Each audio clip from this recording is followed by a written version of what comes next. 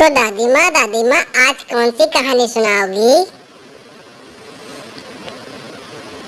पहले जैसी कोई अच्छी कहानी सुनाना दादी माँ। बेटा, आज मैं तुम्हें जो कहानी सुनाने जा रही हूँ उस कहानी का सारांश है जैसी करनी वैसी भरनी। मैं तुम्हें आज तीनों चिड़िया और कालिया नाग की कहानी सुनाने जा रही हूँ। टीनू चिड़िया की शादी अभी जल्दी ही कावेरी नामक चिड़िया से हुई थी। कावेरी टीनू से कहती है, मुझे आपको एक बात बतानी है। टीनू कहता है, बताओ क्या बात है। बोली, मैं जल्दी ही माँ बनने वाली हूँ, क्योंकि मैंने प्रेगनेंसी वाली किट से जो जांच की थी उसकी रिपोर्ट आज पॉजिटिव आई है। टीनू मन ही मन बहुत खुश था और कावेरी के पास आकर बैठता है। कावेरी, ये क्या कह रही हो? क्या ये सच है? ये तो मेरे लिए बहुत खुशी की बात है कि मैं जल्द ही पापा बन जाऊंगा। मुझे बहुत अच्छे लगते हैं छोटे छोटे बच्चे। मैं उनका खूब ध्यान रखूंगा और उन्हें खूब प्यार करूंगा और किसी प्रकार की शिकायत नहीं होने दूँ। मैं ये खबर अपने दोस्त लाजू तोते को सुना के आता हूँ, देखना वो बहुत खुश होगा। मैं अभी आया। अरे वाह, जल्दी से चलता हूँ अपने दोस्त राजू तोते के पास, उसे बताता हूँ कि मैं पापा बनने वाला हूँ। ये फिर टीनू राजू तोते के घर आ पहुंचा। राजू राजू, अरे कहाँ है रे तू? सोता ही रहेगा कि बाहर भी निकलेगा? कहाँ रह गया भाई? जल्दी आ, एक खबर बतानी है तुझे, बहुत जल्दी आ। बताओ टीनू, क्या बात है? मैं पिता बनने वाला हूँ जल्दी। आज ही मेरी कावेरी ने मुझे खबर दी है कि वो माँ बनने वाली है और मैं बहुत खुश हूँ। तो मैंने सोचा कि तुम्हें भी बताई जाए ये बात। राजू कहता है, बहुत बहुत बधाई हो, सच में ही ये बहुत अच्छी खबर है। टीनू काफी लेट हो गया था, इसलिए वह राजू से कहता है, अब मैं जा रहा हूँ, काफी देर हो चुकी है, कावेरी अभी अकेले होगी, इस समय उसे मेरी साथ की जरूरत है। ऐसा कहकर टीनू राजू के यहाँ से चल देता है।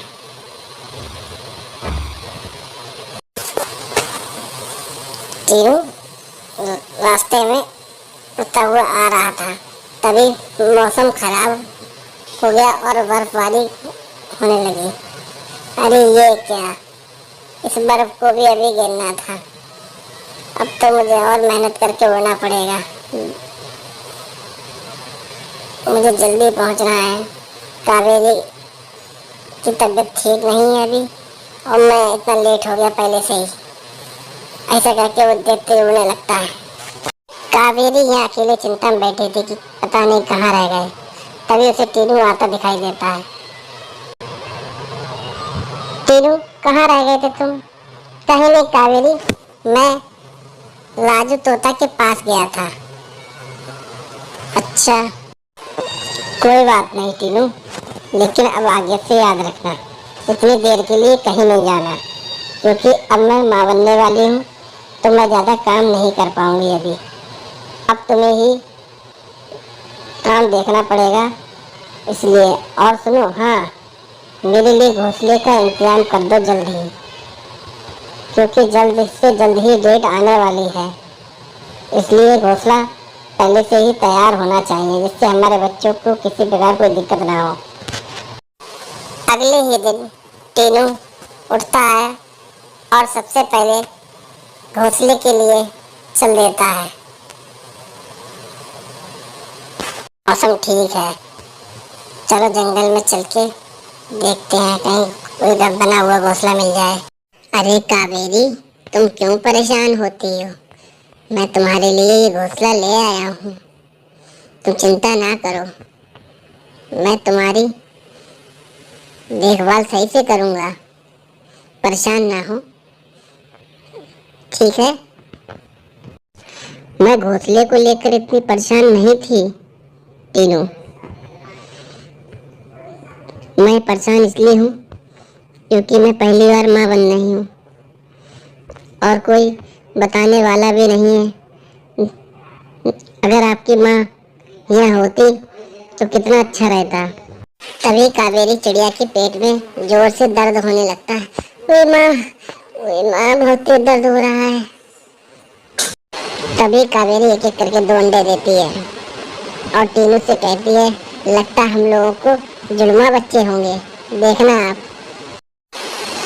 तुम सही कहती हो कावेरी, हो ना हो हम लोगों को जुड़वा ही बच्चे होंगे।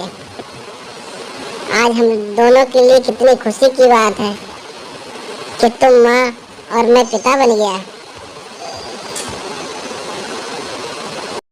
तभी दोनों लोग बैठे रहते हैं कि जल्द से जल्द उनके बच्चे इस दुनिया में आ जाएं।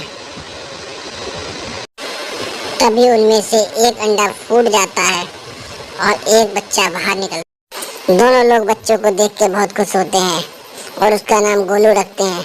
गोलू बहुत शरारती था। एक दिन टीनू बोला, काफी दिन हो गए हैं काम पे नहीं गए, घर कैसे चलेगा। अब हमारे बच्चे भी हो गए हैं और हम लोगों को अब बच्चे सही से पालने होंगे, इसलिए काम भी जरूरी है। ऐसा कहकर टीनू कहता है कि मैं आज काम पे जा रहा हूँ और ऐसा कहकर वो काम के लिए चल देता है। गोलू और अपना दोनों का ख्याल रखना और वह कावेरी को प्यार करके फिर काम के लिए चल देता है। टीनू काम पे चला जाता है और कावेरी अंडों पे बैठी होती है और गोलू से कहती है, गोलू बेटा मैं तुम्हारे लिए कुछ खाने को देख लाऊं, तुम अपना और इसका ध्यान रखना। और ऐसा कहकर कावेरी भी चल देती है। कावेरी भोजन की तलाश में चल देती है। तब पेड़ पे बैठा कालिया नाग देख रहा होता है और वो उनके जाने के बाद झट से उनके घर में आ जाता है और गोलू और अंडे को देखकर खाने का प्रयास करता है। गोलू बहुत समझदार होता है, वह तुरंत काली नाग से दूर हट जाता है और उड़ने का खूब प्रयास करता है, लेकिन बार बार वो बेड पे चढ़ नहीं पाता। फिर भी वो हार नहीं मानता है और प्रयास करता रहता है। बहुत प्रयास करने के बाद वो बेड पे जाकर बैठ जाता है। बेड पर बैठने पर कालिया नाग बेड पर न चढ़ने के कारण अंडों को खा लेता है और देखता है कि टीनू के आने की आवाज़ सुनाई दे रही है और वो उनके घर से निकल जाता है। चुपचाप उनके घर से निकलने के बाद काली नाग भाग जाता है। इधर टीनू वापस अपने घर आ जाता है और गोलू को घबराए देखकर गोलू के पास बैठता और पूछता है कि अंडे कहाँ गए। तभी कावेरी भी घर वापस आ जाती है और अंडों को देखकर बहुत चिंतित होने लगती है कि अंडे कहाँ गए और कावेरी तेज रोने लगती है।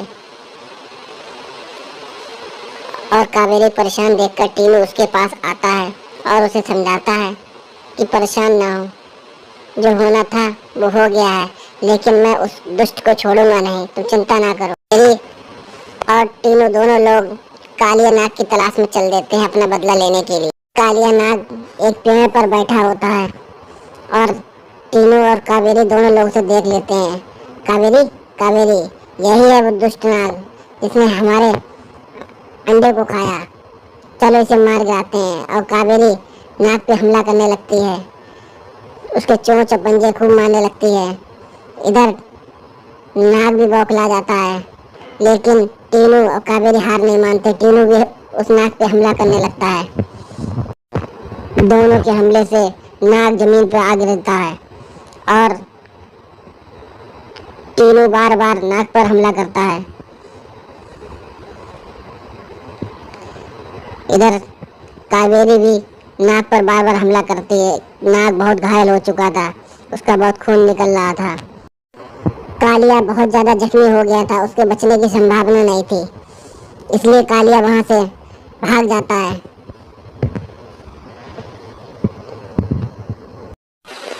तथा कावेरी और टीनू फिर अपने घर वापस आ जाते हैं और प्रेम पूर्वक रहने लगते हैं, सब कुछ भुलाकर। इसी के साथ कहानी का अंत होता है। तो प्यारे बच्चों, इस कहानी से क्या सीख मिली? जैसी करनी वैसी भरनी। अगर आप सभी लोगों की कहानी अच्छी लगी हो तो चैनल को लाइक और सब्सक्राइब करना ना भूलें।